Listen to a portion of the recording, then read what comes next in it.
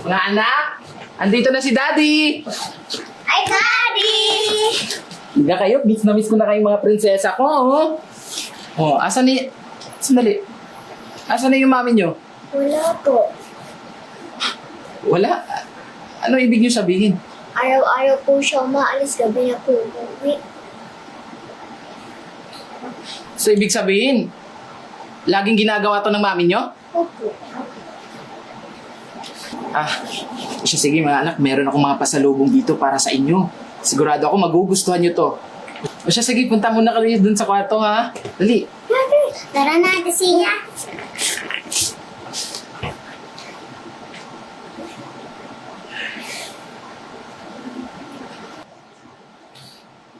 Hello? Eden? Jay, napatawag ka. Bakit wala ka dito sa bahay? Asan ka ba? Jay, pasensya na. Kasi emergency. Pumunta ako dito sa probinsya. Gawa ng sinanay, may sakit. O siya, sige. Pagka uwi mo dito sa bahay, mag-uusap tayo, ha? Sige na, babay na. Pauwi na pala yung asawa mo. Oo. Hindi, mapera ka na naman yan. Malamang sa malamang. Di paano, matatagalan ka na naman yan. Pagpunta mo dito.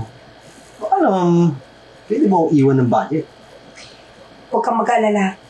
Pag nakakuha ko na mas malaking pera sa kanya, isisend ko agad sa'yo. At isa pa, hindi naman kita iiwanan na wala akong regalo eh. Ito.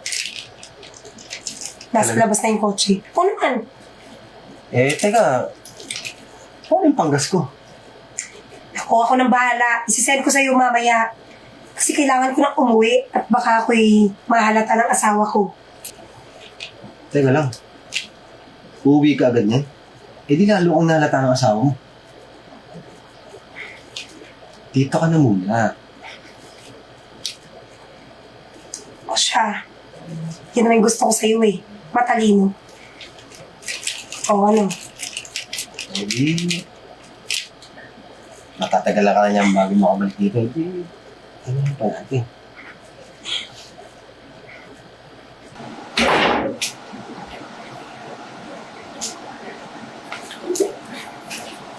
Oh, Eden. Bakit ngayon ka lang? Malamang.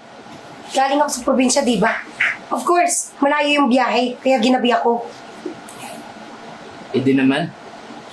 Galing ka ba talagang probinsya o baka may iba kang lakad? Tingnan mo yung suot mo. Ako ba'y pinagdududahan? Di ba sabi ko emergency? Alam naman, magbihis pa ako. Ang nanay ko yung may sakit. Sabi ng mga bata, araw-araw ka daw umalis dito sa bahay. Totoo ba yun? Iniiwan mo dito yung mga anak mo? Jay, alam mo naman ako, may iba din akong nilalakad, no? Tsaka hindi ko naman pinapabayaan yung mga bata. Iniiwanan ko naman ang pagkain nila, no? E di sana nagkasakit yan kung pinapabayaan ko. Iniisip ko lang din naman yung mga bata eh.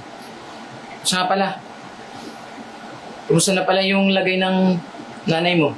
Ayun, nasa hospital pa rin. Baka pwede na lang natin siyang bisitahin doon para makadalaw man lang din yung mga apo niya. Hindi pwede kasi pinagbabawal ng doktor na tumanggap muna ng mga bisita. Gawa ng yung sakit ng nanay ko nakakahawa. Baka naman mahawa ka, pati yung mga anak natin. So hindi ka na makalarga ulit sa barko, pati yung anak natin. Magkasakit pa, madagdag pa sa gastos. O siya, sige na, pagod ako galing biyahe. Papahinga na ako. Sige.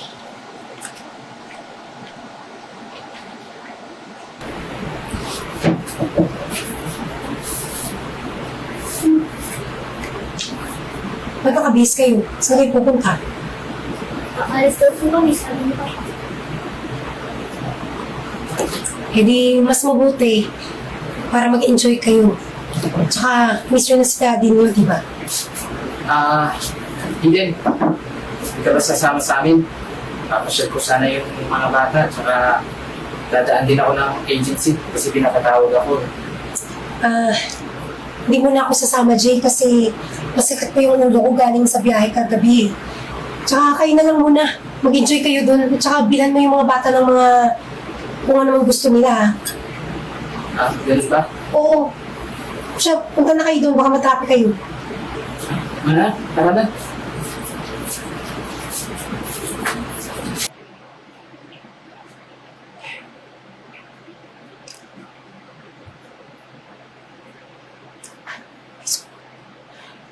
Hello? Brian? Wala akong kasama. Kung gusto mo, magkita tayo mamaya sa restaurant. Oo! Huwag kang mag-alala. Kasama ng asawa ko yung mga bata. Matagal pa yung uuwi, no? Mag-i-enjoy yun. Tsaka na-miss nila yung isa't isa. O siya, sige. Si tating tagpuan. Bye.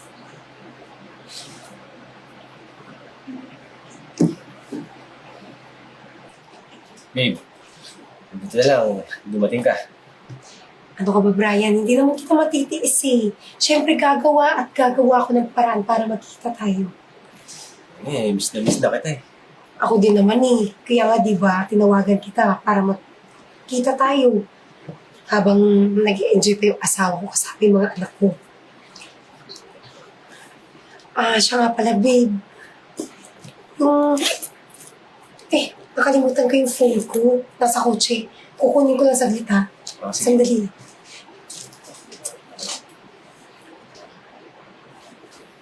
Hello? Oo na. Hintayin mo na lang sa bahay. Hintayin ko lang yung ibibigay sa akin na pera ni Eden. Last na to. Hihiwalayin ko na yun pag nakuha ko na yung pera. Tsaka, para sa inyo naman to itong ginagawa ko. Kaya hintayin mo na ako dyan sa bahay. Huwag ka na makulit. Sige na. Mamaya,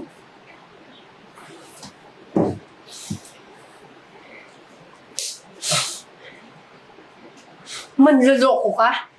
May asawa ka pala, pati anak? Bakit di mo sa akin sinabi, ha? bakit? Gusto mo din naman to Tsaka, parehas lang tayo nagluloko. Hindi lang ikaw. Kapal talaga ng mukha mo. Bakit, Eden? Di ba ginusto mo din to? Hindi lang ako. Tsaka bakit ka magagalit? Lahat ng di maibigay ng asawa mo, binibigay ko sa'yo. At yung binibigay mo sa akin pera, di ba yun ang mga kapalit? Ayun na nga eh. Pero sobra-sobra yung binigay ko sa'yo. Lahat ng luho mo, yung pera ko, boss, dahil sa'yo. Pati yung sasakyan na regalo ng asawa ko, binigay ko sa'yo. Ano, hindi pa ba yung sapat? Akala ko mahal mo ko. Nahihibang ka ba, Eden? Bobo ka ba? Hindi kita mahal!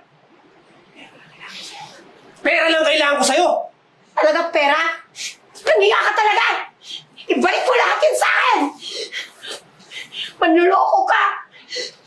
Tama na yan!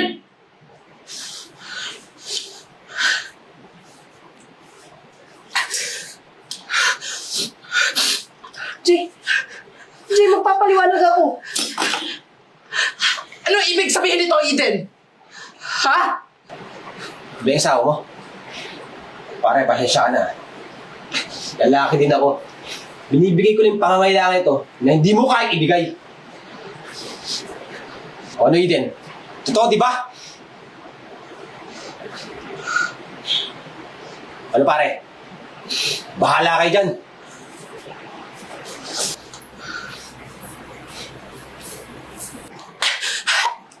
Ano to, Eden? Ha? Matagal mo na ako niloloko! Bakit mo nagawa sa akin to? Nagpapakahirap ako sa ibang bansa para maibigay lahat ng pangangailangan nyo! Tapos ito'y gaganti mo sa akin! Jay, sorry na. Alam Alam ko nagkamali ako. Pero bigyan mo ako ng chance para pumawi sa'yo. Magbabago na ako. Magbabago? Ang mga katulad mong tao na makakate, kailanman hindi na magbabago yan, Eden! Hindi mo ba naisip yung mga anak mo? Mga babae yung anak mo, Eden!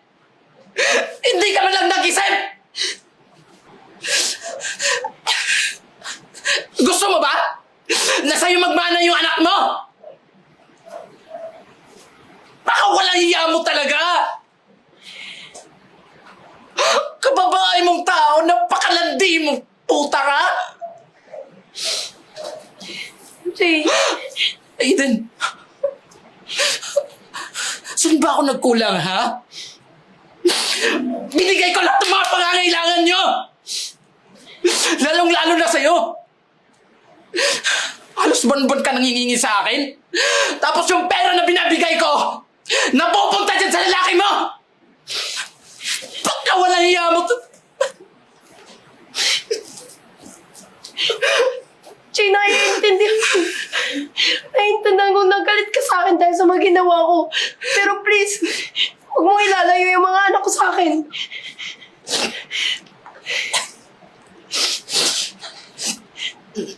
Nagpapatawa ka ba, ha? Tingin mo ba na makikita mo pa yung anak natin? Nagkakamali ka. Dahil hindi naman talaga totoong inilabas ko ang anak natin eh. Dahil simula sa araw na to, kailanman ay hindi mo na sila makikita. Jay, alam kong hindi mo ako mapapatawa dahil sa mga ginawa ko sa'yo. Pero parang awa mo na. Huwag mo ipagkait sa akin yung mga anak ko. Babawi ako sa kanila. Mahimik ka na nga, Eden. Tandaan mo. Ikaw yung unang nagloko. Kaya pagsisisihan mo yung ginawa mo. Saka ihanda mo yung sarili mo. Si demandang papatol ko sa'yo.